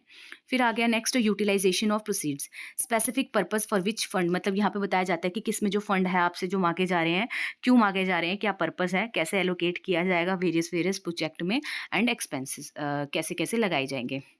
नेक्स्ट लीगल इन्फॉर्मेशन होती है, इसमें डिटेल होता है कि कोई पेंडिंग लिटिगेशन तो नहीं है, कोई डिस्प्यूट तो नहीं है। फिर है regulatory compliance and statutory approval सारे हैं, ये सारा यहाँ पे प्रोवाइड किया जाता है। नेक्स्ट आ गया टर्म्स ऑफ द ऑफर कि मिनिमम सब्सक्रिप्शन रिक्वायरमेंट कितनी है, टर्म्स ऑफ अलॉटमेंट कैसी है, रिफंड पॉलिसी क्या है, rights of share holders post issuance क्या है। फिर है अदर डिस्क्लोजर भी होते हैं, like auditors report and certification हो गया, ठीक है, तो ये सारी डिटेल्स यहाँ पे होती हैं। कह रही ये जो कॉम्पोनेंट्स है ये इंश्योर करते हैं कि जो इन्वेस्टर है ना उसके पास सारी नेसेसरी इन्फॉर्मेशन हो, सो दैट क्या है वो पोटेंशियल रिस्क को जान सके, रिवॉर्ड्स को जान सके, एंड उसके बाद ही वो अपना इन्वेस्टिंग डिसीजन क्या है ले सके, ठीक है। तो ये था हमारा पूरा का पूरा क्वेश्चन जिसमें हमने क्या है प्रोस्पेक्टस का मीनिंग देखा यहाँ पे, ठीक है। उसके बाद अगर आपको कंटेंट आएगा तो आप क्या है कंटेंट में ये सारी चीज़ें हमने देखी। तो होप आपको ये क्वेश्चन का आंसर समझ आया होगा। तो अगर वीडियो पसंद आई होगी तो वीडियो को लाइक कर देना, चैनल पर नए हो तो सब्सक्राइब कर देना, टेलीग्राम से जुड़ जाना क्योंकि जो भी बैक टू बैक वीडियोस आएंगे वो सबसे पहले वहाँ पे शेयर हो जाएंगे, सो दैट आपको पता लग जाए कि हाँ इन इन टॉपिक्स पे वीडियोज़ आ रही हैं। तो मिलते हैं नेक्स्ट वीडियो में। अगर आपका कोई फीडबैक होगा तो वो भी आप कमेंट में दे सकते हो। तब तक के लिए thank you for watching this video को। तो winding up of a company देखते हैं क्या होता है ये। कह रहे वाइंडिंग अप एक प्रोसेस है जिसके थ्रू कंपनी की जो एग्जिस्टेंस होती है ना वो क्या है खत्म हो जाती है। उसके सारे के सारे एसेट्स हैं उन्हें लिक्विडेट कर दिया जाता है, मतलब बेच दिया जाता है, सो दैट हम पे कर सके लाइबिलिटीज को। तो कंपनी है, कंपनी अपने एसेट्स को क्या है बेचती है, जो उससे पैसा आता है वो अपने जो लाइबिलिटी है उसको क्या कर देती है, पे ऑफ कर देती है। कह रहे once a company is wound off, मतलब एक बार जो कंपनी है वो वाउंड ऑफ हो गई मतलब बंद हो गई, तो अब उसकी जो लीगल एंटिटी है वो खत्म हो जाएगी। अब वाइंडिंग अप क्या है, वॉलंटरी भी हो सकती है, मतलब कंपनी खुद भी डिसीजन ले सकती है कि हमें क्या है अब इस कंपनी को खत्म करना है, और कंपल्सरी भी होती है, मतलब कि जब कोर्ट ही बोल दे आपको कि आपको क्या है कंपनी को बंद करना होगा, ठीक है। तो दैट मीन्स जो वाइंडिंग अप होती है ये कंपनी के खुद के डिसीजन पे भी हो सकती है, या फिर कोर्ट उसको क्या है बोल सकता है कि क्या है अपनी कंपनी बंद करो, तो इसे कहते हैं हम कंपल्सरी, ठीक है। ये फाइनल स्टेप होता है, बेसिकली कंपनी की पूरी लाइफ साइकिल का ये फाइनल स्टेप होता है वाइंडिंग अप, ठीक है। फॉलोइंग अब हम देखते हैं कि कैसे क्या है, ये जो स्टेप है, ये प्रोसेस है, ये चलती है। तो सबसे पहले थोड़ा-सा और मीनिंग देखते हैं winding up of a company. तो it refers to the process of closing a company's operation. तो यहाँ पे आप क्या है कंपनी के जो भी ऑपरेशंस होते हैं, जो करती है वो सारे के सारे क्या है क्लोज़ हो जाते हैं। वो सेटल करती है अपने डेट्स को, ठीक है, डिस्ट्रीब्यूट करती है जो भी एसेट्स बचे हैं अपने शेयर होल्डर्स को, एंड यहाँ पे फाइनली जो कंपनी की एक्जिस्टेंस है एज़ अ लीगल एंटिटी वो खत्म हो जाती है। वाइंडिंग अप क्या है, वॉलंटरी भी हो सकती है जिसको खुद कंपनी के द्वारा डिसाइड किया जा रहा है, और कंपल्सरी भी हो सकती है जिसको क्या है कोर्ट ने बोला है ऑर्डर से, ठीक है। अब देखो मेथड्स कौन-कौन से हैं winding up of a company के। तो अगर एक कंपनी है वो वाइंड अप हो रही है तो किस-किस मेथड्स के थ्रू वो क्या है वाइंड अप हो सकती है, वो देखते हैं हम इस वीडियो में। तो बोल रहे हैं कि जो winding up of a company है वो क्या है अलग-अलग मेथड से की जा सकती है। अब ये प्रोसेस डिपेंड होती है कि कैसे सर्कमस्टांसेस है जिसमें कंपनी क्या है डिसॉल्व हो रही है। प्राइमरी मेथड अगर हम बात करें तो एक होता है हमारा वॉलंटरी वाइंड अप, एक होता है कंपल्सरी वाइंडिंग अप, और तीसरा होता है हमारा winding up under the supervision of tribunal, ठीक है। तो स्टार्ट करते हैं इसको। सबसे पहले देखते हैं अगर वॉलंटरी वाइंडिंग अप है तो क्या होता है। कह रहे voluntary winding up occur when the share holder of a company decide to dissolve the company on their own accord. कह रहे कि अगर वॉलंटरी वाइंड अप की बात करें तो यहाँ पे जो शेयर होल्डर्स होते हैं कंपनी के वो खुद ही डिसाइड करते हैं कि हमें कंपनी के जो भी ऑपरेशंस है क्या है उन्हें बंद करना होगा। इट इज़ नॉट फोर्स्ड, इस ये शेयर होल्डर को फोर्स नहीं किया जा रहा है एक्सटर्नल सर्कमस्टांसेस से या कोई सिचुएशन आई है, बट शेयर होल्डर खुद ही क्या है ये डिसाइड कर रहे हैं, but is the result of companies own decision. Company का एक खुद का डिसीजन है कि हमें क्या है कंपनी के ऑपरेशंस बंद करने हैं। यूजुअली ये कब होता है, ड्यू टू इंसॉल्वेंसी, इंसॉल्वेंसी हो गई है या फिर क्या है the completion of its purpose, कि कंपनी जिस पर्पस के लिए बनी थी वो खत्म हो गया, तो शेयर होल्डर ने बोला ठीक है कंपनी को डिसॉल्व कर देते हैं, कंपनी है जो वो बंद हो जाएगी, उसके ऑपरेशंस है जो वो क्या है अब नहीं होंगे आगे। तो there are two types of voluntary winding up. तो अगर वॉलंटरी वाइंडिंग अप है, अगर मतलब शेयर होल्डर ने डिसाइड कर लिया है, तो इसके अंदर क्या है दो टाइप होते हैं। तो सबसे पहले तो हम ये देख रहे हैं टाइप्स ऑफ वाइंडिंग अप, जिसमें हमने वॉलंटरी वाइंडिंग अप क्या होती है वो देखा। अब इसके अंदर जो 2 टाइप होते हैं उसमें हम देखते हैं। सबसे पहले होता है कि मेंबर्स वॉलंटरी वाइंडिंग अप। कह रहे ये इनिशिएट किया जाता है बाय कंपनी इटसेल्फ, कंपनी खुद क्या है इसे इनिशिएट करती है व्हेन इट इज सॉल्वेंट, जब वो सॉल्वेंट है मीनिंग वो क्या है पे कर सकती है अपने डेट। तो शेयर होल्डर पास करते हैं एक रेजोल्यूशन कि हमें वाइंड अप करना है कंपनी को। एक लिक्विडेटर को अपॉइंट किया जाता है कि भाई कंपनी के जो भी एसेट्स हैं उन्हें सेल करो सो दैट हम पे ऑफ कर सके अपनी लाइबिलिटीज एंड डिस्ट्रीब्यूट कर सके। अगर कोई सरप्लस बच जाता है अपने मेंबर्स को हम डिस्ट्रीब्यूट कर देंगे। तो एसेट को बेच के जो पैसा आएगा उसको हम क्या है पहले यूज़ करेंगे, क्या करने के लिए, अपनी लायबिलिटीज़ को पे करने के लिए। एंड स्टिल अगर थोड़ा पैसा बच जाता है तो फिर वो मेंबर्स अपने बीच में क्या कर लेते हैं, बाँट लेते हैं, ठीक है। फिर आता है इसी के अंदर मेंबर्स वॉलंटरी वाइंडिंग अप हमने पढ़ लिया, तो एक बार दोबारा देखते हैं कि जब कंपनी है वो सॉल्वेंट होती है तो वो अपनी डेट पे कर सकती है। तो शेयर होल्डर यहाँ पे क्या है कंपनी को वाइंड अप करने का डिसाइड करते हैं, एंड इस टाइम पे क्या है वो अपने डेट पहले पे करेंगे। उसके बाद क्या है अगर कोई पैसा बचता है तो वो अपने बीच में बाँट लेंगे। फिर दूसरा टाइप आता है क्रेडिटर्स वॉलंटरी वाइंडिंग अप। अब इसमें क्या होता है, कह रहे ये अक्कर होता है when the company is insolvent, जब कंपनी इनसॉल्वेंट होगी और अनएबल होगी कि वो क्या डेट को नहीं दे पा रही है, तो कंपनी क्या है पास करेगी एक रेजोल्यूशन कि क्या है वाइंड अप होगा कंपनी का। एंड जो क्रेडिटर्स है वो इन्वॉल्व होंगे इस प्रोसेस में पूरे। एक लिक्विडेटर है जिसे अपॉइंट किया जाएगा मैनेज करने के लिए इस पूरी की पूरी वाइंडिंग अप प्रोसेस को, ठीक है। इसमें सेल किए जाएंगे एसेट, पे किया जाएगा क्रेडिटर को, एंड फिर डिस्ट्रीब्यूट कर दिया जाएगा। अगर कुछ फंड बचता है शेयर होल्डर को डिस्ट्रीब्यूट कर दिया जाएगा, ठीक है। फिर दोबारा से देख लेते हैं इसी को। क्रेडिटर्स वॉलंटरी वाइंडिंग अप मतलब कि ये क्या है जब कंपनी इंसॉल्वेंट होती है मीनिंग जब वो अनेबल है पे करने के लिए डेट अपने, तो इस सिचुएशन में क्या है कंपनी डिसाइड करती है कि अब वो वाइंड अप हो जाएगी वॉलंटरली, बट यहाँ पे जो क्रेडिटर्स है वो इन्वॉल्व रहेंगे, ठीक है। एंड इस प्रोसेस में पूरी।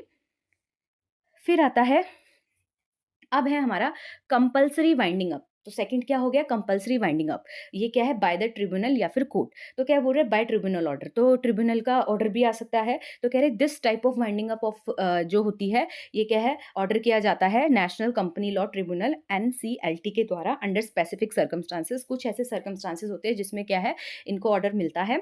जैसे कि अगर मान लो जो कंपनी है वो इनएबल है पे करने के लिए डेट, या इलीगल कोई एक्टिविटी में इन्वॉल्व है, या फेलियर हुआ है फाइल करने के लिए एनुअल फाइनेंशियल स्टेटमेंट्स को, ठीक है।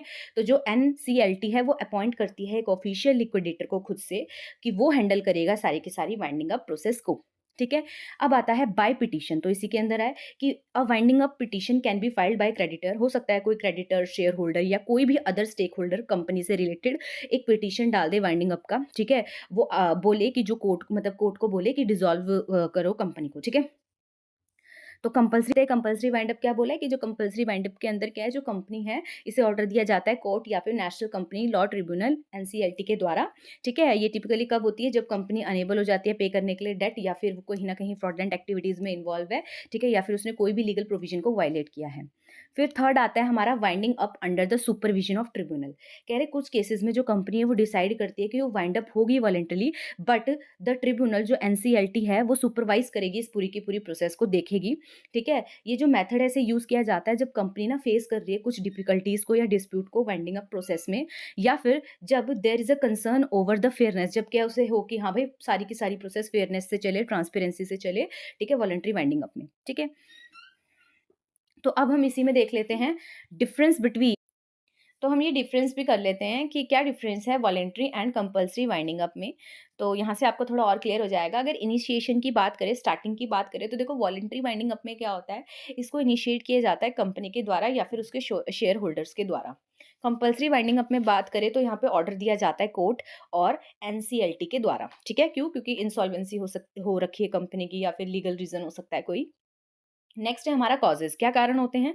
तो वॉलंटरी वाइंडिंग अप का कारण हो सकता है कि ये क्या है, हुआ है due to completion of companies purpose. हो सकता है कंपनी का पर्पस था जो वो पूरा हो गया है, या फिर सॉल्वेंसी है, तो इस पर्पस में हो सकता है, ये रीजन हो सकते हैं बेसिकली। पर अगर कंपल्सरी वाइंडिंग अप में रीजन देखें तो ये होता है इंसॉल्वेंसी के कारण, मिसमैनेजमेंट के कारण, या फिर कोई लीगल रूल्स को वायलेट कर दिया इसके कारण।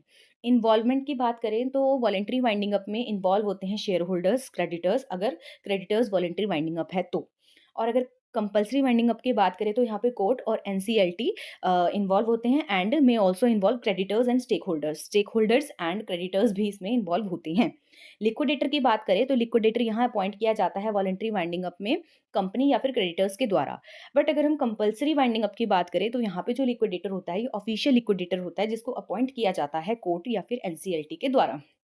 नेक्स्ट है सुपरविजन।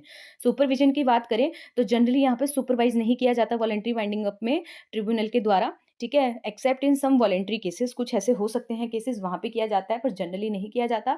पर अगर हम कंपल्सरी वाइंडिंग अप की बात करें तो यहाँ पे क्या है, सुपरवाइज किया जाता है, मैनेज किया जाता है कोर्ट और NCLT के द्वारा, ठीक है। तो अब हम इसका कंक्लूजन देखें तो क्या बोल रहे हैं कि जो वाइंडिंग अप है, ये एक वाइंडिंग अप है, तो ये एक बेसिकली फॉर्मल प्रोसीजर है जिसमें क्या है, कंपनी की जो एग्जिस्टेंस है, लीगल एंटिटी है, वो खत्म हो जाती है। वॉलंटरी वाइंडिंग अप अलाउ करता है कंपनी को कि वो क्या है, वाइंड अप कर सकते हैं अपने ऑपरेशंस को, ठीक है, अपनी खुद के डिसीजन से, due to insolvency, either due to insolvency और because the business purpose is fulfil. हो सकता है कि क्या है, बिजनेस का पर्पस फुलफिल हो गया है। पर जो कंपल्सरी वाइंडिंग अप है, ये क्या है, कोर्ट के द्वारा ऑर्डर दिया जाता है, आपको क्या है फिर वाइंडिंग अप करना पड़ता है। रीज़न इसके यही हो सकते हैं कि आपने कुछ लीगल रूल्स को तोड़ा हो सकता है, या फिर फुलफिल नहीं किया, ठीक है, या कोई फाइनेंशियल ऑब्लिगेशन है। तो दोनों मेथड्स में क्या है, आपके जो एसेट्स है कंपनी के वो सेल किए जाते हैं, आपकी लाइबिलिटीज़ को सेटल डाउन किया जाता है, एंड फिर कंपनी के जो डिसॉल्व हो जाती है कंपनीज की लीगल एग्जिस्टेंस। तो वाइंडिंग अप प्रोसेस है जो ये इंश्योर करती है कि फेयर डिस्ट्रीब्यूशन हो जितने भी एसेट्स बचे हैं उसका, एंड प्रोटेक्ट रहे इंटरेस्ट क्रेडिटर्स का और शेयर होल्डर का। फिर अब हम देखते हैं वाइंडिंग अप प्रोसेस क्या होती है। तो सबसे पहले देखो रेज़ोल्यूशन को पास किया जाता है। तो in the case of voluntary winding up, तो अगर वॉलंटरी वाइंडिंग अप वाला केस है तो कंपनी के जो शेयर होल्डर होते हैं वो पास करते हैं एक रेज़ोल्यूशन कि हमें वाइंड अप करना है कंपनी को, ठीक है। ये किसके रीज़न से हो सकता है, स्पेशल रेज़ोल्यूशन भी पास किया जा सकता है जिसमें मेजॉरिटी चाहिए, या फिर बोर्ड रेज़ोल्यूशन भी क्या है, पास किया जा सकता है। डिपेंड करता है कि वो कौन से टाइप का वाइंडिंग अप है। उसके बाद अपॉइंटमेंट की जाती है लिक्विडेटर की। कह रहे हैं एक बार अगर रिज़ोल्यूशन पास हो गया, तो एक लिक्विडेटर को अपॉइंट किया जाता है सो दैट वो मैनेज करे वाइंडिंग अप प्रोसेस को। अब जो ये लिक्विडेटर होता है ना, ये रिस्पॉन्सिबल होता है कि ये कलेक्ट करेगा मतलब ये कलेक्टिंग करेगा जो भी कंपनी के एसेट्स हैं, ठीक है? उसको बेचेगा, फिर उसमें से जो पैसा आएगा उससे डेट को पे करेगा एंड अगर कुछ बच भी जाता है तो वो डिस्ट्रीब्यूट कर देगा रिमेनिंग फंड्स को शेयर होल्डर में। फिर आता है notification of winding up. Company क्या है, कंपनी को नोटिफाई करना पड़ता है रजिस्ट्रार ऑफ कंपनीज को, ठीक है? एंड एडवर्टाइज करना होता है, एडवर्टाइज द रेजोल्यूशन की अपने मतलब रेजोल्यूशन को भी एडवर्टाइज करना होता है कहाँ पे, ऑफिशियल गैजेटी में एंड न्यूज़पेपर में, सो दैट वो इन्फॉर्म कर सके क्रेडिटर्स को और अदर स्टेक होल्डर्स को, उन्हें भी पता लग जाए। फिर आता है एसेट लिक्विडेशन। लिक्विडेटर क्या है, takes possession of the companies asset. तो लिक्विडेटर क्या है, पोजेशन लेता है कंपनी के एसेट की, उन्हें सेल करता है, उसमें से फिर क्या है पैसे आते हैं, रेज होता है fund and this may include the sale of property. हो सकता है प्रॉपर्टी की सेल करे, इक्विपमेंट की सेल करे, ठीक है? उसके बाद है पेमेंट ऑफ डेट। फिर जो पैसा आया है लिक्विडेटर यूज़ करता है उस फंड को, मतलब जो भी पैसा आया उसको क्या है यूज़ करता है कंपनी की लायबिलिटी को सेटल करने के लिए, पेमेंट देता है वो, ठीक है? तो ये कुछ प्रायोरिटीज़ होती है, इसमें क्या है पे किया जाता है। सबसे पहले क्या है सिक्योर्ड क्रेडिटर्स को पे किया जाता है और फिर उसके बाद अनसिक्योर्ड क्रेडिटर्स को, फिर शेयर होल्डर्स को और final account and dissolution. Last में क्या बोल रहे हैं, फाइनल अकाउंट एंड डिसोल्यूशन। तो कह रहे हैं कि एक बार अगर सारे एसेट्स को लिक्विडेट कर दिया, डेट को पे कर दिया और सरप्लस को भी डिस्ट्रीब्यूट कर दिया, तो जो लिक्विडेटर है वो प्रिपेयर करता है एक final account of winding up process का, ठीक है? इसको सबमिट किया जाता है कोर्ट को और एनसीएलटी को एंड जो कंपनी है वो फॉर्मली डिसॉल्व हो जाती है। अच्छा, क्या कारण है? कॉजेज़ ऑफ वाइंडिंग अप भी देख लेते हैं हम इसमें। तो देखो इंसॉल्वेंसी हो सकता है या फिर इनएबिलिटी टू पे डेट हो सकता है। कह रहे जब कंपनी ना अनेबल हो जाती है पे करने के लिए डेट या फिर लायबिलिटीज़ को, तो वो कह सकती है कि चलो वाइंडिंग अप कर लेते हैं कंपनी की। नेक्स्ट है लॉस ऑफ बिज़नेस। कह रहे हैं अगर जो कंपनी है वो क्या है unable to carry on its business profitability, मतलब कि प्रॉफिटेबिलिटी नहीं मेंटेन कर पा रही है, तो भी हो सकता है वॉलंटरी वाइंडिंग अप की जाए कंपनी की। फिर है special resolution by members. Share holder ने चूज़ किया कि चलो वाइंडिंग अप करते हैं कंपनी के वॉलंटरीली, ठीक है? पास करके रेज़ोल्यूशन, तो ये भी एक कॉज़ होता है वाइंडिंग अप का। फिर आता है compulsory winding up by the court order. कह रहे हैं अगर कंपनी इन्वॉल्व है फ्रॉडलेंट एक्टिविटी में या फिर वो डेट को पे नहीं कर पा रही या फिर कोई उसने लीगल ऑब्लिगेशंस को फुलफिल नहीं किया, ठीक है? तो कोर्ट फिर क्या है ऑर्डर देता है वाइंडिंग अप का कंपनी को, ठीक है? तो यहाँ पे एक एग्जांपल देख लेते हैं सिंपल सा, जिससे आपको और क्लियर हो जाएगा। लाइक एक कंपनी है एक्स वाई जेड लिमिटेड, ठीक है? अब हुआ क्या कि वो फेस कर रही है फाइनेंशियल ट्रबल, ठीक है? अब हुआ क्या कि वो डेट को पे नहीं कर पा रही है, अपने अनेबल टू पे डेट है, तो शेयर होल्डर ने पास किया एक रेज़ोल्यूशन कि वो वाइंड अप करेंगे कंपनी को वॉलंटरीली। एक लिक्विडेटर को अपॉइंट किया जाएगा जो सेल करेगा कंपनी के एसेट्स को एंड सेटल करेगा लायबिलिटीज़ को। कह रहे अगर डेट को सारा क्लियर कर दिया जाएगा तो जो भी रिमेनिंग फंड बचेगा वो डिस्ट्रीब्यूट कर दिया जाएगा शेयर होल्डर्स के बीच में एंड जो कंपनी है वो फॉर्मली डिसॉल्व हो जाएगी। तो अब हम फाइनली इसका पूरा वीडियो का कंक्लूजन देख लेते हैं। तो वाइंडिंग अप क्या है एक बहुत ही इंपॉर्टेंट प्रोसेस है जो कि स्टेप बाय स्टेप चलती है। इसके थ्रू क्या है कंपनी की जो लीगल एग्जिस्टेंस है वो खत्म हो जाती है, चाहे वो वॉलंटरी हो चाहे वो कंपल्सरी हो। ये इंश्योर रहता है कि जो कंपनी है उसने अपने डेट सेटल करती हैं और अगर कोई भी एसेट बच रहा है, पैसा बच रहा है, तो वो डिस्ट्रीब्यूट कर दिया जा रहा है शेयर होल्डर्स के बीच में। अब ये प्रोसेस है, ये प्रोवाइड करती है बेसिकली एक स्ट्रक्चर्ड अप्रोच कि कैसे क्या आपको क्लोज डाउन करना है कंपनी को, और इसके साथ ये भी इंश्योर रहता है कि प्रोटेक्ट हुए हैं राइट्स क्रेडिटर के भी और स्टेक होल्डर्स के भी, ठीक है? तो होप आपको ये पूरा चैप्टर समझ आया होगा। अगर और कोई क्वेश्चन चाहिए इस चैप्टर से या फिर कोई डिटेल में चाहिए तो आप कमेंट में लिख सकते हैं, और अगर वीडियो पसंद आई है तो अपना फीडबैक कमेंट में देके वीडियो को लाइक और शेयर भी कर देना। चैनल पर नहीं हो तो सब्सक्राइब कर देना। कंपनी लॉ की और भी वीडियोज़ आएँगी तो टेलीग्राम में आपको बता दिया जाएगा, तो उसको भी जॉइन कर लेना। और अगर पसंद आती है तो मतलब बच्चे देखते तो हैं पर लाइक नहीं करते, या फिर अपना फीडबैक आप दे सकते हो। मिलते हैं नेक्स्ट वीडियो में, तब तक के लिए thank you for watching this video.